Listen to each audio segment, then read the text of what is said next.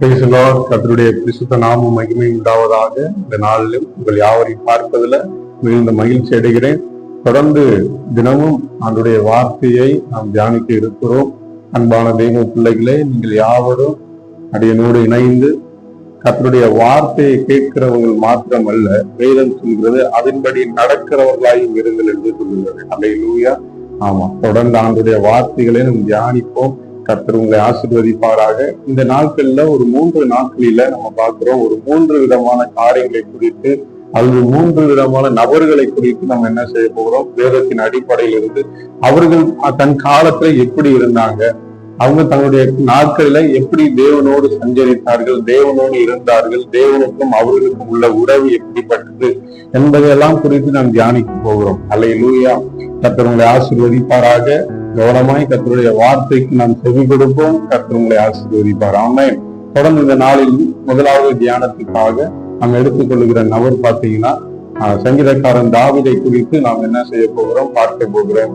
அப்போஸ்தலர் நடவடிக்கைகள் 13வது அதிகாரம் 22வது வசனம் சொல்லுகிறது, பின்பு அவர் அவனை தள்ளி தாவீதை அவர்களுக்கு ராஜாவாக ஏற்படுத்தி ஈசாயின் குமாரனாகிய தாவீதை என் இருதயத்துக்கு ஏற்றவனாக கண்டேன், எனக்கு சித்தமானவைகளை எல்லாம் அவன் செய்வான் என்று அவனை குறித்து சாட்சியும் கொடுத்தார். அப்போஸ்தலனாகிய பவுல் மறுபடியும் நடந்த காரியங்களை அவர் அப்போஸ்தலர் நடவடிக்கைகள் எழுதியிருக்கும் பொழுது நாம் பார்க்க முடிகிறது. நீங்க பாருங்கள், ஈசாயின் குமாரனாகிய தாவீது என் இருதயத்துக்கு ஏற்றவனாக கண்டேன், எனக்கு சித்தமானவைகளை எல்லாம் அவன் செய்வான் என்று அவனை குறித்து யார் சாட்சி கொடுத்தாங்களோ ஆண்டவர் சாட்சி கொடுத்தார். அல்லேலூயா. நாட்களில பிரியமான தெய்வ பிள்ளைகளை நாம் பார்க்கிறோம், அனைவருடைய இருதயத்திற்கு நாம் ஏற்றவர்களாய் இருக்கும் பொழுதுதான் மற்றவர்கள் நமக்கு உதவி செய்ய முடிகிறது. பார்த்தீங்கன்னா, நம்ம போன உடனே யார்ட்டையும் உதவி கேட்க முடியாது. இல்லையா? ஒண்ணு அவங்களை நம்ம பிரியப்படுத்திருக்கணும், இல்லைன்னா அவங்களுக்கு பிரியமானவைகளை நம்ம செய்யும் பொழுது அவங்க நம்ம குறிச்சு என்ன செய்வாங்க, நல்ல சாட்சி கொடுப்பாங்க. ஆனா நம்முடைய இருதயத்துக்குள்ள என்ன இருக்கிறது என்பது அவங்களுக்கு தெரியாது. ஆனா நீங்களும் நானும் தேவனுடைய இருதயத்திற்கு ஏற்றவர்களாய் நாம் இருக்க வேண்டும். அல்லேலூயா. அதை கர்த்தர் விரும்புகிறார் பிரியமான தேவ பிள்ளைகளே. அதனாலதான் பாருங்க, சங்கீதக்காரன் தாவீதை குறித்து கர்த்தர் சொல்லுகிறது, என் இருதயத்திற்கு ஏற்றவனாய் அவன் காணப்பட்டான். அல்லேலூயா. இந்த நாட்களில் நீங்கள் நான் கர்த்தருடைய இருதயத்திற்கு ஏற்றவர்களாய் காணப்பட வேண்டும்.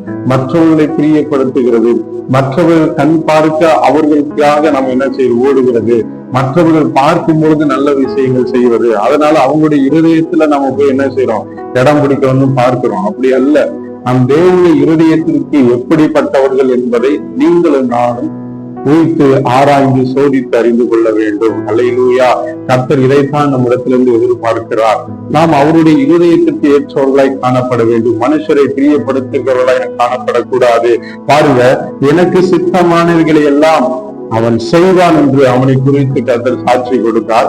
அதனால பாருங்க, எவ்வளவு பெரிய ஆசீர்வாதம் பாருங்க. அவனுடைய சந்ததியிலே தேவன் தமது வாக்கு தத்தத்தின்படியே இஸ்ரவேலுக்கு இரட்சகராக இயேசுவை எழும்ப பண்ணினார். அல்லேலூயா. எவ்வளவு ஒரு உன்னதமான ஒரு காரியங்களை பாருங்க. அப்படி அவன் கர்த்தருடைய இருதயத்துக்கு ஏற்றவனா இருந்தபடினாலே ஆண்டவராக இயேசு கிறிஸ்துவின் பிதாவாகிய தேவன் அவன் சந்ததியிலிருந்து எழுப்புகிறார். எவ்வளவு ஒரு மகிமையை தேவன் கொடுக்கிறாரு பாருங்க, கர்த்தருக்கு கீழ்ப்படியும் பொழுது. அடுத்து பாருங்க, அதிலே 13வது அதிகாரம் 36வது வசனம் எப்படி சொல்லுகிறது, தாவீது தன் காலத்திலே தேவனுடைய சித்தத்தின்படி அவருக்கு ஊழியம் செய்த பின்பு நித்திரை அடைந்தான். கர்த்தருடைய ஊழியத்தை செய்கிற தேவதாசர்களே, நாம் ஆண்டோடைய சித்தத்தின்படி ஊழியத்தை செய்து ஆண்டோடைய பரலோக ராஜ்யத்துக்கு நாம் எடுத்துக் கொள்ளப்பட வேண்டும். அல்லேலூயா. மனுஷரை பிரியப்படுத்துகிற காரியங்கள், மனுஷருக்கு பின்பதாக ஓடுகிற காரியங்கள், அவங்களுக்கு இப்படி சொல்லிட்டு அவங்க இவ்வளவு காணிக்கை தருவாங்க, அதெல்லாம் நமக்கு தேவையில்லை. நாம் செய்ய வேண்டிய ஒரே ஒரு நோக்கம், நாம் செய்ய வேண்டிய ஒரே ஒரு காரியம், கர்த்தர் எதற்காக உங்களையும் என்னையும் அழைத்திருக்கிறாரோ அந்த அழைப்புல நாம் உறுதியா இருப்போம். கர்த்தர் உங்களையும் என்னையும் ஆசீர்வதிக்க வல்லமை உள்ளவராய் இருக்கிறார். அல்லேலூயா. எதை செய்தாலும் பிரியத்தோடு, எதை செய்தாலும் கர்த்தர் என்னை பார்த்து கொண்டிருக்கிறார், கர்த்தர் என்னை கவனித்துக் கொண்டிருக்கிறார் என்ற எண்ணம் உங்களுக்கும் எனக்கும் வேண்டும்.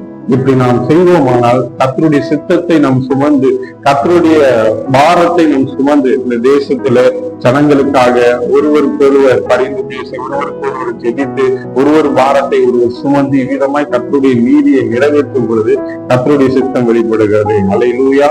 நம் தலைகளை தாழ்த்தி ஜெபிப்போம். எங்களை நேசிக்கிற அன்பின் ஆண்டவரே, இந்த நல்ல வேலைக்கு நமக்கு நன்றி செலுத்துகிறோம். ஆண்டவரே, தாவீது ஆண்டவரே உமக்கு பிரியமாய் உம்முடைய இருதயத்துக்கு ஏற்றவராய் காணப்பட்டது போல நாங்களும் அடிமைகளும் உமக்கு பிரியமாய் உம்முடைய இருதயத்துக்கு ஏற்றவர்களாய் நாங்கள் காணப்பட வேண்டும். ஆண்டவரே, இதுவே ஆண்டவரே எங்களுடைய வாஞ்சையும் உங்களுடைய விருப்பங்களுமாய் இருக்கும்படியாக கர்த்தர் எங்களுக்கு உதவி செய்வீராக. பரத்திலிருந்து எங்களுக்கு ஒத்தாசை அனுப்பி ஒவ்வொரு நாளும் ஆண்டவரே அந்த நாட்களை ஆண்டவர் உமோடு கூட இணைந்து ஆண்டவரை நாங்கள் வெற்றி எடுக்க ஜெயம் எடுக்க கர்த்தர் கிருபை செய்யுங்க. எந்த கொல்லாத சத்துருவின் கிரியைகளும் எங்களை நெருங்காதபடிக்கு இந்த வார்த்தையை இந்த ஜபத்துல இணைந்திருக்கிற ஒவ்வொரு பிள்ளையும் நீங்க ஆசீர்வதிக்கும்படியாய் சொல்லுகிறோம். பெரிய காரியங்களை செய்ய தேவன் கூட இருக்க ஆண்டவரே உங்களுடைய பிள்ளைகளுக்கு பெரிய ஆசீர்வாதங்களை கொடுத்து கர்த்தர் நிறைவாய் ஆசீர்வதிக்க போகிறதற்காக உங்களுக்கு நன்றி செலுத்துகிறோம். ஆண்டவரே, ஆசீர்வதியும் பொறுப்படுத்திக் கொள்ளும். இயேசுவின் மூலம் பிதாவே, ஆமென்.